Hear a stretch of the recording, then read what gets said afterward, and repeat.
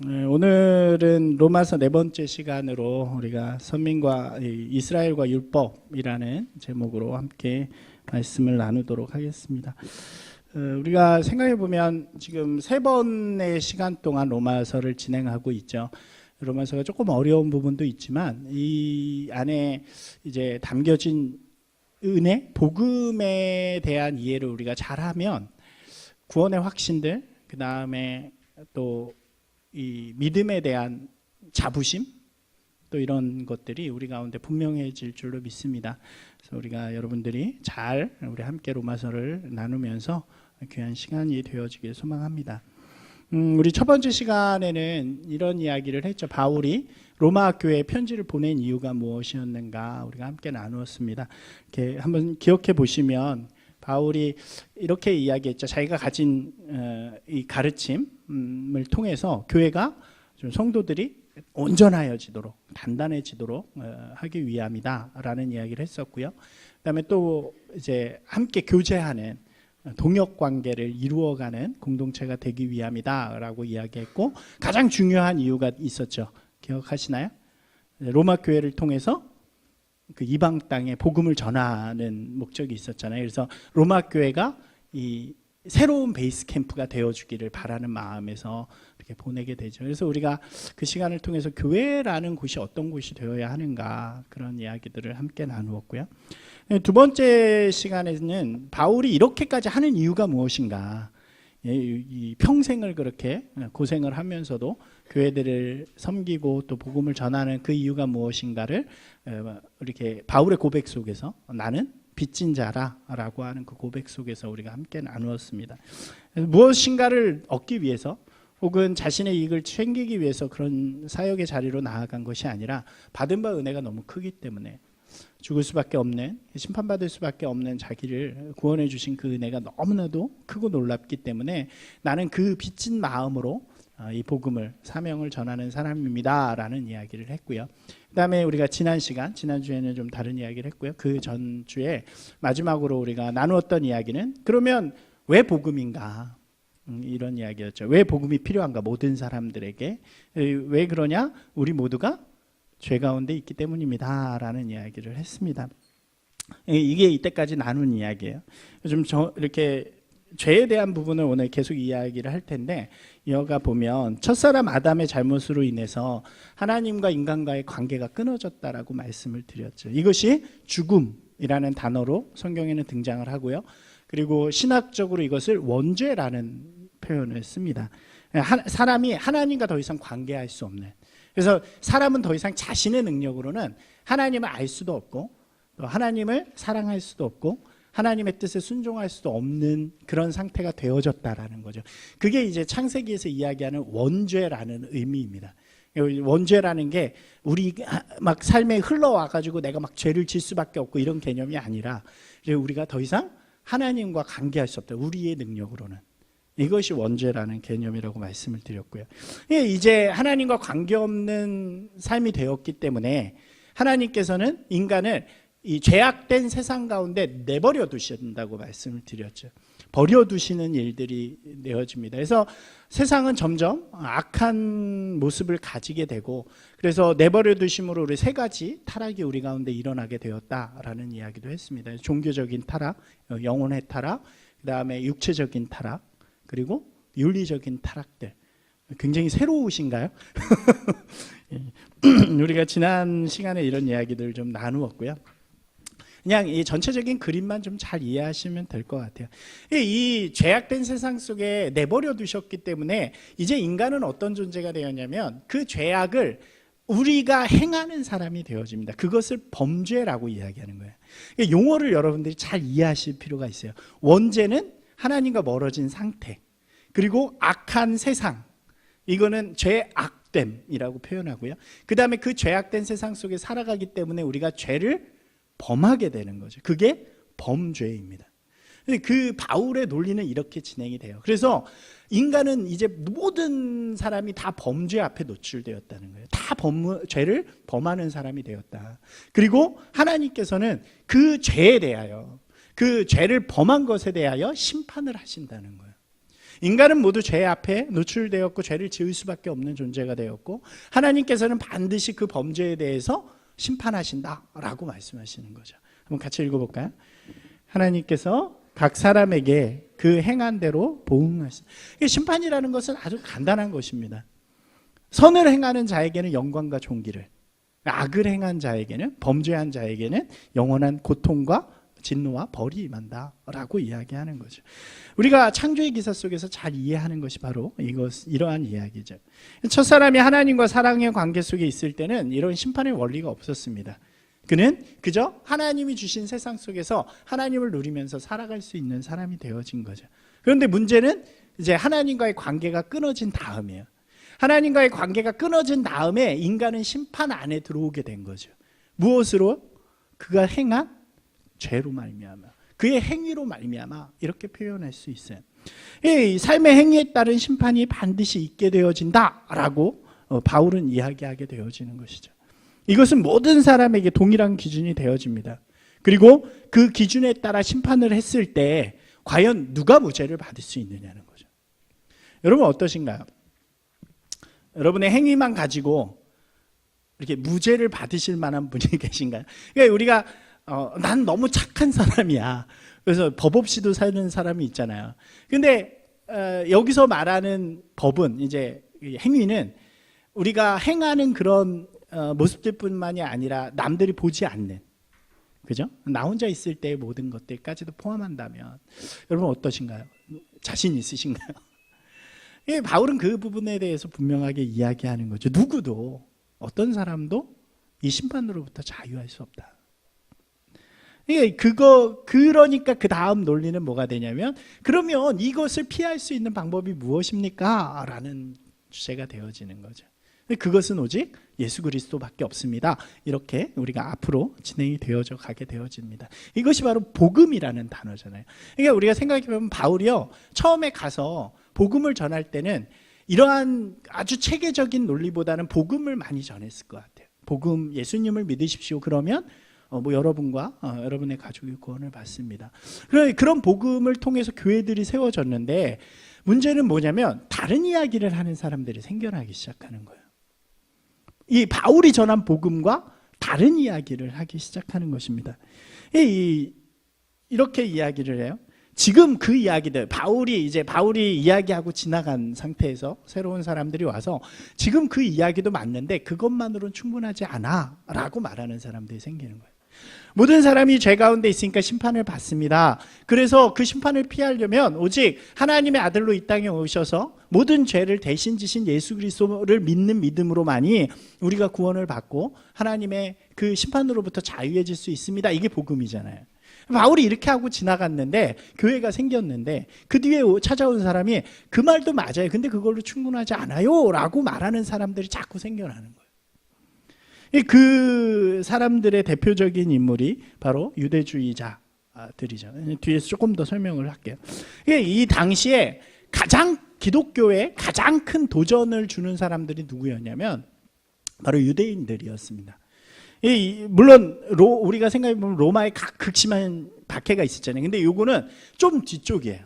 로마가 박해하기 시작한 건 좀 뒤쪽이고, 바울이 복음을 막 전하던 때에 가장 그 복음을 방해한 사람들, 그 사람들은 누구냐면 유대인들이었습니다. 근데 이 유대인이요, 방해하는 사람들이 둘로 나뉘는 거예요. 하나는 누구냐? 정통 유대인들, 그러니까 유대교인들, 유대교를 믿는 사람들한테 이 복음은 이단입니다. 왜 그러냐면 하나님이 우리만 사랑하시거든요. 하나님이 선택받은 우리만을 위해서 계신 분인데, 바울이 어떻게 하는 거예요? 그 복음을 누구한테, 그 사랑을, 그 하나님을 누구한테 나눠줘요? 이방인들한테. 저 죽어 마땅한, 이제 이스라엘의 개념으로 보면 손대기도 싫은 벌레 같은 그런 이방인들한테 가서 무료로 나눠주는 거죠. 그러니까 그것이 너무나도 싫은 거예요, 유대인들 입장에서는. 그래서 우리가 사도행전이나 이런 데를 보면 바울을 쫓아다니면서 죽이려고 하기도 하고, 심지어 이렇게 죽을 때까지 때리기도 하고, 그리고 어느 정도까지였냐면 이 동네에서 하다가 막 유대인들이 막 난리를 쳐가지고 저쪽 동네로 가는 거예요. 세종에서 막 복음을 전하다가 세종에 있는 유대인들이 막 괴롭혀가지고 도저히 안 되겠어서 바울이 대전으로 갑니다. 근데 대전에서 잘 되는 거예요.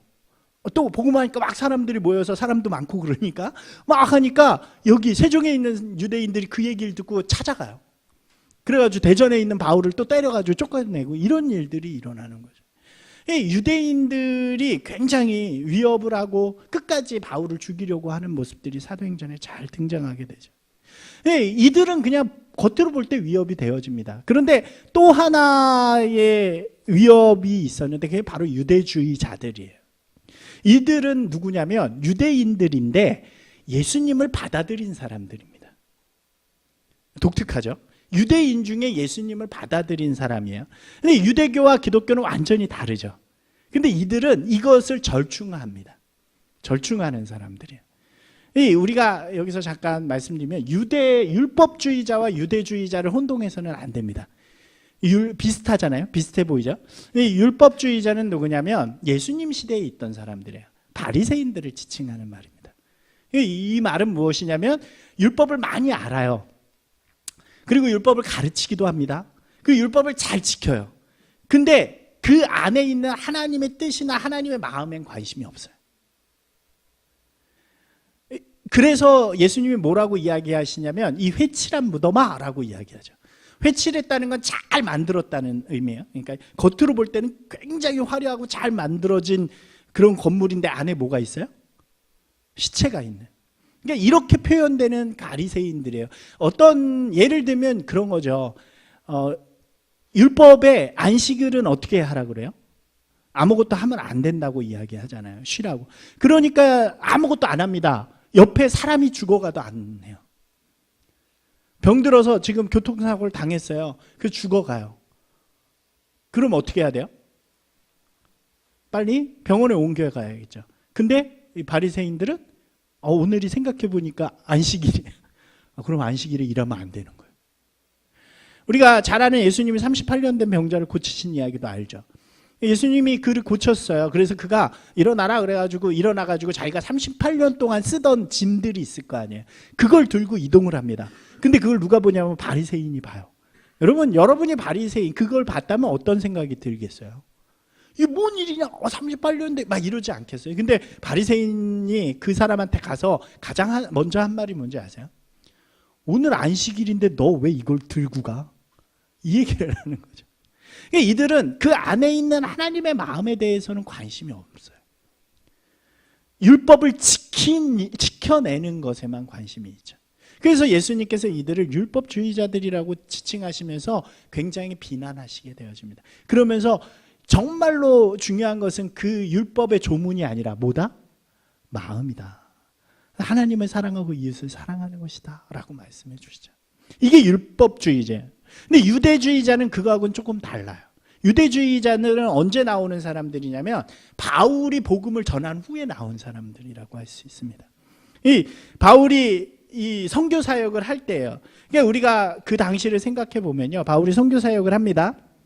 우리는 그 당시로 돌아가셔야 돼요. 우리는 지금 구약과 신약을 다 가지고 있죠. 그래서 대충 압니다. 구약도 알고 신약도 알고. 근데 바울이 선교 사역을 하는 이방인들은 구약에 대해서 전혀 모르는, 구약 신약을 전혀 모르는 사람들이에요. 하나님이 어떤 분이신지 또 율법이나 이런 거에 대해서 관심이 전혀 없는 사람들이에요. 그런 사람들한테 바울이 찾아가서 복음을 전할 때 우리가 생각하는 것처럼 이 구약의 말씀이나 이런 것들을 다 이야기했을까요? 하나도 이야기 안 하는 거예요. 뭐만 이야기해요? 예수님에 대한 이야기를 합니다. 여러분 죄인입니다. 여러분 그렇게 살면 안 됩니다. 여러분의 모습을 보십시오. 하나님을 보시기에 신이 있다면 여러분들 심판하시지 않으시겠습니까? 여러분 우리는 모두 죄인입니다. 그렇기 때문에 이 죄는 반드시 심판을 받게 됩니다. 이렇게 이야기를 하는 거죠. 그럼 우리가 어떻게 해야 합니까? 라고 반응하는 사람들에 대해서 그래서 하나님의 아들이신 예수 그리스도가 이 땅에 오셔서 우리를 위해서 십자가에 달려 돌아가셨습니다. 그가 우리의 모든 죄를 담당하셨습니다. 그러므로 누구든지 예수 그리스도를 믿으면 구원을 받을 것입니다. 와서 세례를 받으십시오. 그래서 세례 받고 회심하는 일들이 막 일어나는 거예요. 근데 이들이 문제가 뭘까요? 이 바울이 이게 바울이 복음을 전할 때 많은 사람들이 믿기 시작합니다. 굉장히 많은 사람들이 믿어요. 근데 문제는 뭐냐면 바울이 오랫동안 그곳에서 가르치지 못하는 거예요. 그죠? 그러니까 이 구약의 배경을 이야기해 줘야 돼요. 이게 훈련이 되려면 하나님은 어떤 분이시고 또 하나님께서 이 세상을 어떻게 만드시고 이런 이야기들이 좀 오랫동안 있어야 되잖아요. 근데 그거를 가르칠 시간이 없는 거예요. 왜냐하면 금방 유대인들이 쫓아와서 괴롭히니까 쫓겨가고. 사도행전을 그렇게 읽어보면 굉장히 재밌습니다. 막 스펙터클하고 막 제자들이 이렇게 줄 내려가지고 성에서 도망시켜주고 막 이런 일들이 일어나죠. 그런데 그곳에는 교회가 생겨요. 그리고 많은 사람들이 그곳에 모이게 됩니다. 그럼 여러분 어떤 문제가 생길까요? 체계가 없는 거예요. 구원은 받고 회심은 했는데 어떻게 살아가는 것이 믿음이고 어떤 신학적인 내용을 가지고 이런 어떤 체계와 훈련이 되어 있지 않은 곳이라는 거죠. 그냥 구원받음이 좋아서 모여있는 공동체, 서로 사랑을 나누는 공동체. 그런 공동체에 이제 바울이 사람도 보내고 이제 서신도 쓰고 이런 일들이 일어나죠. 근데 문제는 뭐냐면 그곳에 바울이 지나간 다음에 어떤 사람들이 와요. 그리고 바울의 이야기하고는 다른 가르침을 막 전하기 시작합니다. 그 사람들이 훈련 잘 안 돼 있는 상태에서 그런 사람들이 와서 하니까 쏙쏙 빠지는 거예요. 당시에 보니까 그 세 가지 정도의 잘못된 가르침이 교회에 있었대요. 골로새서에서 저번에 한번 보긴 했는데 한번 보면요, 이런 거예요. 세속주의적인 가르침이 들어오기 시작해요. 세속주의적이라는 것은 인간 중심적이라는 말입니다. 여러분, 종교가 왜 존재할까요? 한번 생각해 보세요. 종교를 왜 가질까요, 사람이? 이 두 가지예요. 사람 중심적인 종교는요, 다 사람을 위해서 있는 거예요. 내가 잘 되고 무엇인가 바라는 것이 이루어지고, 그래서 정한 수를 떠놓고 간절히 기도하면 이루어져야 되는 것입니다. 내가 무엇인가 신에게 굉장히 헌신하고 봉사하면 그 신이 나한테 보답을 해줘야 되는 거예요. 이게 대부분의 그 당시의 종교였어요. 이게 세속주의 종교입니다. 근데 기독교는 좀 다르죠. 바울이 뭐라고 말했어요? 빚진 자. 그러니까 우리는 구원을 쫓는 사람들이고 구원 받았기 때문에 그걸 가지고 주님 앞에 나아가는 사람들이죠. 근데 이 세속주의 가르침이 와서 사람들이 자꾸 세속적인 걸 추구하기 시작합니다. 교회 안에도 그런 일들이 일어나요. 또 재밌는 게 이 니골라당이라는 게 성경에 나오는데, 이 사람들은 뭐냐면 한 번 주님 앞에 믿음을 고백하면 구원이 다 이루어졌다라고 이야기하는 거예요. 그 다음부터는 아무렇게나 살아도 되는 거예요. 그러니까 내가 나 하나님 믿어. 그럼 이제 뭐예요? 천국을 가진 거예요. 그러니까 난 천국이니까 이 세상에서 나 좋을 대로 아무렇게나 살아도 된다. 여러분, 별로 매혹적이지 않나요? 이 당시의 사람들이 많이 매혹적이었던 것 같아요. 그래서 요한계시록에도 보면 그 교회들의 니골라당의 이 가르침이 굉장히 많이 들어가기도 하고 그랬던 것 같아요. 이런 가르침들이 들어와서 사람들을 혼란시킵니다. 두 번째로는 신비주의적인 가르침이에요. 이거는 우리도 잘 알죠. 이게 신비주의라는 건요, 옛날부터 있었던 거예요. 무슨 이야기일까요? 막 예언하고 막 뭔가 신비한, 그러니까 종교가 남들이 모르는 신비한 것을 체험해야만 진짜라고 여기는 거예요. 하나님의 백성이면 뭘 체험해야 되냐면 깊은 하나님과의 교제 가운데 하나님을 보고 하나님이 보내주시는 저 지옥 천국을 갔다 와야 되고, 아니면 미래를 보고 이런 것들이 있어야만 진짜다라고 이야기하는 거예요. 그렇게 하지 않은 사람들은 아직 진짜 신앙이 아니라고 하는 거죠. 이것도 여러분 좀 혹할 것 같지 않으세요? 그러니까 여러분은 훈련을 잘 받았기 때문에 지금 그렇지만 이런 거에 별로 없는, 정말 초보라고 생각해 보세요. 일단 여기 전하는 사람 얼마나 말을 잘하겠어요. 그런 가르침이 있는 거죠. 근데 진짜 위험했던 거, 제일 위험했던 건 뭐냐면 유대주의적인 가르침이에요. 이게 세속주의적인 것도 어느 정도 생각해 보면 우리는 그런 사람들이 아니야 라고 이길 수 있을 것 같아요. 신비주의적인 것도 굳이 그런 것들이 아니라 믿음으로 말미암아 구원받는다는, 하나님의 백성이 된다는 거 이길 수 있을 것 같아요. 근데 유대주의자들의 가르침은요 너무나도 강해요. 왜냐? 유대주의자들은요 수천 년, 2000년이 넘는 기간 동안 유대교 안에서 훈련받은 사람들이에요. 그리고 뭘 갖고 있어요? 원리를 갖고 있어요. 율법이라는 원리. 그리고 체계를 갖고 있는 사람들입니다. 근거를 갖고 있어요. 그러니까 너무 무서운 거예요. 여러분, 이 훈련 안 된 사람들한테 훈련받은 사람이 접근한다는 건 진짜 무서운 거예요. 요즘에 뭐가 그런가요? 신천지가 그래요. 신천지가 왜 무섭냐? 훈련이 잘 돼 있어요. 그리고 근거를 갖고 있어요. 여러분, 오해하시면 안 되는 게, 신천지가 갖고 있는 이 체계가 이만희가 만들어낸 게 아니에요. 이 우리나라 이단의 역사는요 뿌리 깊어요. 그래서 그 뿌리로부터 다 나와요. 통일교 뭐 다 똑같아요. 그 이단의 그 내용이 이름만 바꾸죠. 이 사람들이 그 교재로 갖는 건 뭐예요? 대부분이 요한계시록이죠. 나머지는 요한계시록을 보조하는 이야기입니다. 요한계시록을 옛날부터 그런 식으로 해석해 놓기 때문에 진짜 많은 원리들을 갖고 있는 거예요. 그게 사실이 아니지만. 그러니까 훈련 안 된 사람들이, 신천지인들, 훈련된 사람들을 만나면 조금 대화해 보면 빠질 수밖에 없는 거죠. 마찬가지예요. 유대주의자들이 이 교회에 들어갑니다. 이 교회에 들어가서 이렇게 물어요. 이렇게 이야기를 해요. 자신들이 가진 체계 속에서 원리를 가르쳐 주기 시작하는 거예요. 이 대화를 시작하는데 이렇게 대화를 한다고 생각이, 이게 뭐 나와 있는 얘기는 아니고 제가 이 배경을 통해서 한번 만들어 본 거예요. 이렇게 물어요. 예수님을 믿음으로 말미암아 하나님의 자녀가 되었습니까? 여러분들이 대답해 보세요.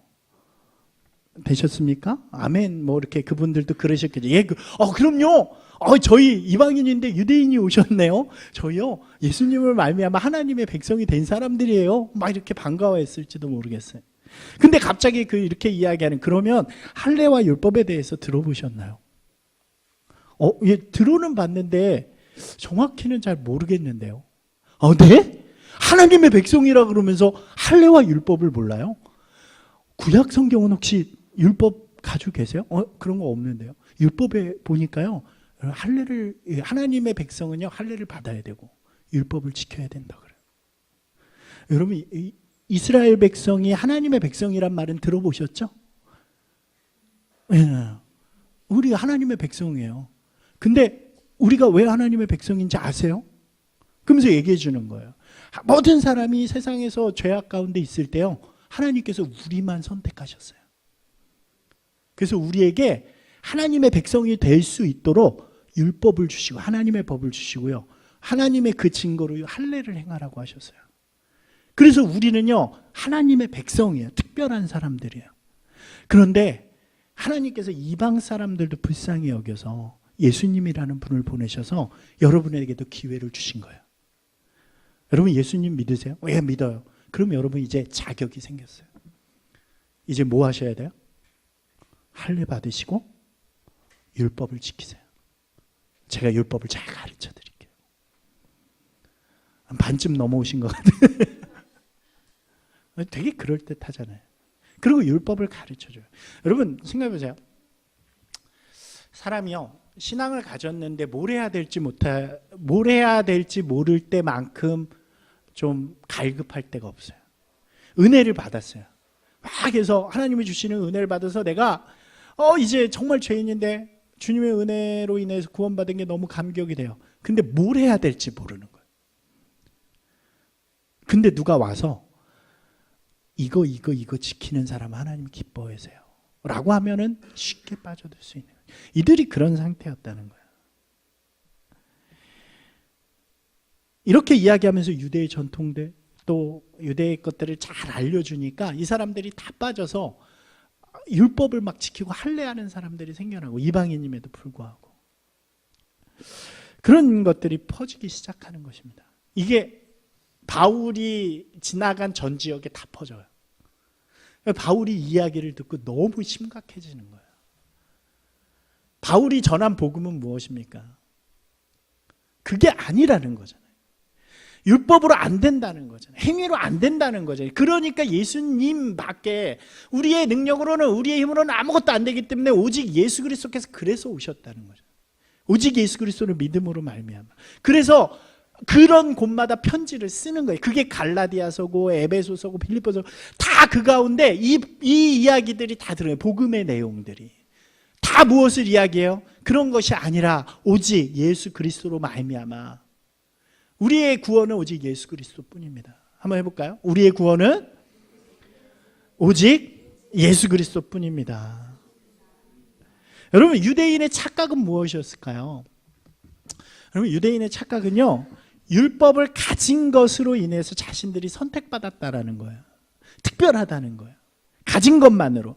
그러니까 하나님의 자녀로서의 특별한 권리를 우리가 가지고 있다고 생각하는 거예요.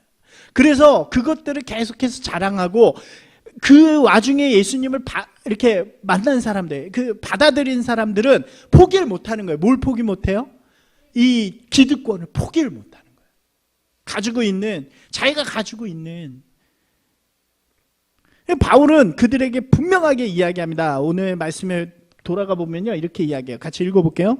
무릇 율법 없이 범죄한 자는 또한 율법 없이 망하고, 무릇 율법이 있고 범죄한 자는 율법으로 말미암아 심판을 받으리라. 하나님 앞에서는 율법을 듣는 자가 의인이 아니요 오직 율법을 행하는 자라야 의롭다 하심을 얻으리니. 여러분, 유대인들은요, 뭐라고 이야기해요? 율법을 통해서 심판을 받는다고 이야기해요. 이 자신의 행위를 통해서 심판받는 건 이방인들이나 유대인들이나 똑같다라고 이야기하는 거죠. 자, 잘 이해해 볼게요. 원죄가 있습니다. 원죄로부터 출발했죠, 아까. 그리고 나서 하나님이 그 원죄 가운데 있는 인간들을 어떻게 놔둬요? 버려두신다 그랬잖아요. 죄악된 세상 속에서. 근데 여기서부터 이제 두 갈래가 생기는 거예요. 한 갈래는 뭐냐면 그냥 내버려 두신 자들이에요. 이게 이방인입니다. 한 갈래는 뭐냐면 율법을 주신 자들이에요. 무법한 시대, 이 시대는 무법한 시대입니다. 그래서 율법이라는 거를 딱 주세요. 그 순간부터 율법을 받은 자들에게는 뭐가 생겼냐면 유법이 생겨요. 법이. 그러다 보니까 뭐가 생기냐면 범죄가 생기는 거예요.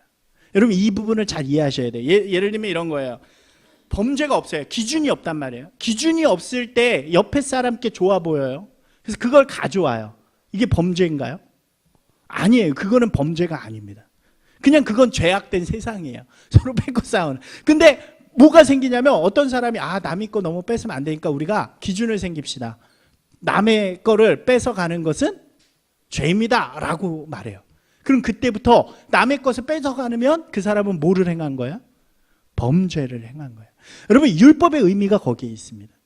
이스라엘에게 율법이 주어졌다는 거는요, 이제 그들 가운데 범죄가 생겨났다는 거예요. 예전에 이스라엘은요, 병든 송아지로 예배를 해도, 제사를 해도 죄가 아니었어요. 그런데 율법이 생긴 이후로는 병든 송아리로 제사를 지내면 범죄가 돼요. 율법이 생기기 전에요, 이 사람이 씨앗을 뿌리잖아요. 그리고 싹이 나잖아요. 그러면은 이 싹을 다 걷어요. 떨어진 것까지. 그거는 범죄였을까요? 아니에요. 근데 율법이 생긴 다음에 그렇게 하면 그건 범죄래요. 왜? 율법에 싹이 떨어지면 그걸 가져가면 안 돼요. 누굴 위해서? 가난한 사람들, 과부들을 위해서.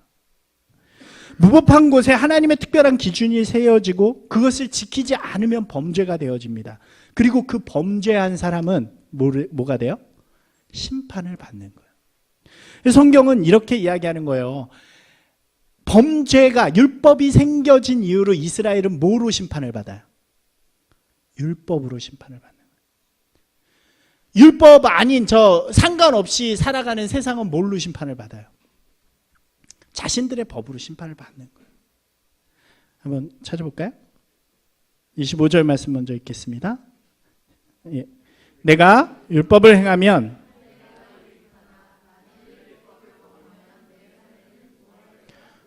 할례라는 것의 의미는 하나님의 백성이라는 거잖아요. 근데 율법을 안 지키면서 할례를 해요. 그럼 그 할례는 아무 소용이 없다는 거예요. 그럼 율법을 받았으니까 이 할례가 의미 있어지려면 이 사람들은 어떻게 해야 돼요? 율법을 흠없이, 한번 따라서 해보세요. 흠없이 완전하게 지켜야 되는 거예요. 그래야 하나님의 백성이 되는 거예요. 이 바울의 관점입니다. 그런데 이스라엘 백성이 다 지켜요? 여러분, 우리가 구약 역사 봤잖아요. 율법이 지켜진 적이 있나요? 없어요. 그러니까 이스라엘은 그 율법에 의해서 심판받는 사람들이 되었다는 거예요. 율법에 의해서 범죄한 사람들이 되었고 율법에 의해서 심판받을 수밖에 없는, 그래서 이스라엘의 역사를 보면 나라가 사라지는 거예요. 하나님으로부터 심판을 받은 거죠. 개개인은 이제 무엇을 통해서 받느냐? 율법을 바라보는 사람들은 율법에 의해서 하나라도 범죄하면 심판을 받는 거죠. 일반 사람들, 이방인들은 무엇이 기준이 돼요? 한번 읽어보겠습니다. 율법이 없는 이방인이 본성으로 율법의 일을 행할 때에는 이 사람은 율법이 없어도 자기가 자기의 율법이 되나니 이런 이들은 증거가 되어 그 생각들이 서로 혹은 고발하며 혹은 변명하여 그 마음에 새긴 율법의 행위를 나타내느니라. 여러분, 이 이야기는요, 율법이 없어도 점점 뭐가 생겨난다는 거예요? 서로의 기준들이 생겨난다는 거예요. 우리 안에 기준들이 생겨나요. 그것이 합의가 돼요. 우리나라만 봐도 맞아요. 우리나라 율법을 안 가지고 있죠. 뭘 가지고 있어요? 헌법도 가지고 있고 또 개개인의 윤리적인 법들도 가지고 있잖아요. 근데 그것이 우리 안에서 심판의 기준이 되어진다는 거예요. 그러니까 일반 사람들은 일반 사람들대로 자신이 행한 대로 보응을 받고, 율법을 가진 이스라엘은 율법에 의해서 심판을 받는다는 거죠. 둘이 다른가요? 바울이 이 얘기를 하는 거예요. 다 같다. 그러니까 유대인들이 남을 판단할 이유가 있어요, 없어요? 없는 거예요. 똑같으니까. 이렇게 이야기합니다. 같이 읽어볼게요. 그러므로 남을 판단하는 사람아, 내가 핑계하지 못할 것은 남을 판단하는 것으로 내가 너를 정죄함이니 판단하는 내가 같은 일을 행하며. 우스워지는 거죠. 뭘 판단하고 있어? 뭘 가서 가르치고 있어? 그렇게 율법을 잘 아는 네가 율법을 지키질 않는데. 그러면서 우리 아까 읽은 본문에서 그렇게 말하잖아요. 만약 예를 들어서 생각해봐. 다른 사람이 그 율법을 듣고 잘 지키는데 잘 지켜. 그러면은 지키지 않는 너를 보면서 욕하지 않겠느냐. 그리고 나서 이제 바울이 마지막 선언을 하는 거예요. 같이 읽어보겠습니다. 그러면 어떠하냐? 우리는 나으냐? 결코 아니니라. 유대인이나 헬라인이나 다 아래에 있다고 우리가 이미 선언하였느니라. 기록된 바 의인은 하나도. 예. 이것이 최종적인 이 바울이 이야기는 인간의 본성의 서론이에요. 모두가 이 사람이나 저 사람이나 다 죄 가운데 있다. 니나 내나 한번 해볼까요? 니나 내나. 여러분, 우리가요 이거를 좀 무겁게 받아들여야 돼요. 이 당시는 지금 이방인과 유대인이잖아요. 이걸 우리에게 적용해 보면요, 누구로 적용할 수 있을까요? 우리 교회 안에 있는 사람들과 교회 밖에 있는 사람들이에요. 우리는 우리가 되게 거룩한 것 같고 우리가 되게 뭔가 특별한 것 같고 이렇게 생각하잖아요. 근데 우리의 행위로만 보면, 믿음이 아닌 행위로만 보면 니나 내나. 우리가 무엇을 자랑하고 판단할 이유가 없다는 거예요. 우리는 믿음 안에 있지만 우리의 행위로 하나님 앞에 나아갈 수 없는 부끄러운 존재들이라는 거죠. 세상은 당연해요. 세상은 그렇게 하는 게 당연합니다. 그러나 우리도 마찬가지라는 거죠. 사람들이 물어요. 그래서 그러면 율법과 이스라엘이 가진 의미는 무엇입니까? 그죠? 우리 가운데도 구약이 있잖아요. 왜 구약이 있어야 합니까? 라고 물어요. 그래서 바울이 이렇게 대답을 해요. 같이 읽어볼까요? 그런즉 나음이 무엇이며 할례의 유역이 무엇이냐? 범사에 많으니 우선은 그들이 하나님의 말씀을 하나님의 말씀을 맡았다라고 이야기를 해요. 여기 무슨 의미일까요? 하나님의 말씀을 맡았다. 그래서 두 가지 의미인데요. 하나는 보여주는 역할이 쇼하는 역할. 하나님의, 아까 다시 가면요, 두 줄로 나눴잖아요. 이방인과 하나님의 율법을 받은 자. 그러면 이 사람들은 적어요. 여기는 많고. 하나님이 이들에게 율법을 주시면서 하나님의 나라의 모델을 보여주신 이유는 뭐냐? 너희들이 특별하다는 걸 보여주는 것이 아니라 그것을 가지고 어떻게 살아라. 세상 가운데 하나님의 나라가 어떤 것인가를 보여주는 사람들이 되어라.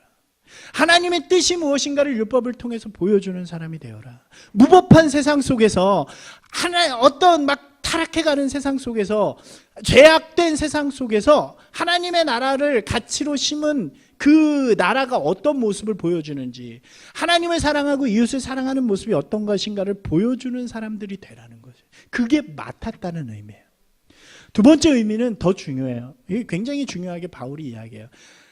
이 율법의 도전을 계속 받거든요. 근데 이렇게 이야기하는, 율법으로도 깨끗할 수 있느냐? 율법으로 안 된다는 걸 우리가 알지 않느냐? 여러분, 구약은 그 이야기예요. 율법으로 안 된다는 이야기입니다. 율법의 역사가 계속 실패해요. 결국 무엇이냐? 율법은 예수 그리스도께로 인도하는 역할이라는 거예요. 갈라디아서 말씀 하나 읽어볼까요? 같이 읽겠습니다. 이같이 율법이 우리를 그리스도께로 인도하는 초동교사가 되어 우리로 하여금 믿음으로 말미암아 의롭다함을 얻게 하려. 우리가 율법으로든지 무엇으로든지 우리의 행위로는 결코 우리가 심판을 면할 수 없다. 의롭다함을 증거할 수 없다는 걸 깨닫게 해준다는 거죠. 그러니까 뭘 구하게 돼요? 하나님, 저는 할 수 없습니다. 주님, 제 능력으로는 할 수 없어요. 제가 아무리 교회를 다니고 제가 아무리 선하게 살려고 그래도 제 안에 악한 본성들이 날마다 나와요. 사람을 대하면서 어떤 연약한 상황 속에 있을 때 어쩔 수 없이 나오는 나의 악함들이 있습니다. 여러분, 율법으로 안 돼요. 주님, 저에게 주님의 은혜를 주십시오. 예수 그리스도가 필요합니다. 로마서 3장 20절 제가 읽을게요. 그러므로 율법의 행위로 그의 앞에 의롭다 하심을 얻을 육체가 없나니 율법으로는 죄를 깨달음이니라.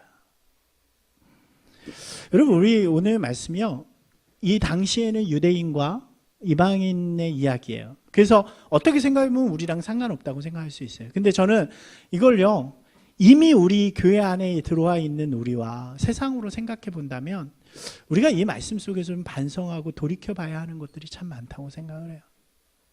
제일 중요한 것은 우리가 교회 안이나 교회 밖이 중요한 것이 아니라 우리의 죄로는, 우리의 행위로는 모두 죄인이라는 것을 깨달아야 한다는 거죠. 선을 긋고 우리는 선하고 너희는 악하고 이렇게 해서는 안 된다는 거죠. 우리도 똑같은 죄인인데 우리 가운데 누가 계셔요? 이제 이 다음에 진행될 이야기입니다. 복음이라는 거죠. 예수 그리스도가 계시기 때문에. 두 번째가 바로 그거예요. 그렇기 때문에 우리 모두가 죄인이기 때문에 우리는 반드시 누가 필요해요? 예수님이 필요하다는 거예요. 여러분, 진정으로 한번 여쭤볼게요. 여러분, 예수님이 필요하십니까? 여기 계신 분들은 마음으로 죄를 통감해서 그럴지 모르겠어요. 근데 제가 보니까요, 많은 성도들이, 교회 성도들, 믿음 공동체 안에 있는 사람들이 예수님이 없어도 살 수 있는 사람들이 너무 많아요. 너무나도 의롭고 너무나도 이렇게 거룩하고 이런 사람들이 굉장히 많아요. 이런 사람들은 예수님이 필요 없는 사람들이죠. 근데 그 구원은 가짜라는 거예요. 여러분, 교회에 있든지 안 있든지 이게 중요하지 않아요. 내가 오늘 예배를 드리든지 이게 중요한 게 아니에요. 오늘 이 자리에서 내가 죄인임을 깨닫고 나는 예수님이 날마다 필요합니다. 나의 본성이 죄악됨을 고백하면서, 그렇기 때문에 오늘도 예수님이 필요합니다. 예수 그리스도의 은혜가 없이는 내가 살 수 없습니다. 그 고백이 있을 때 우리 가운데 진정한 구원의 자리가 주어진다는 거죠. 마지막입니다. 그러면 우리가 어떤 사람이 되어야 하는가? 맡은 이 율법을 맡았던, 하나님의 말씀을 맡았던 이스라엘이 실패한 것처럼 우리도 실패해서는 안 되잖아요. 우리 먼저 복음을 통해서 하나님의 자리에 들어온 우리가 어떻게 살아가야 하는가? 두 가지라고 말씀드리죠.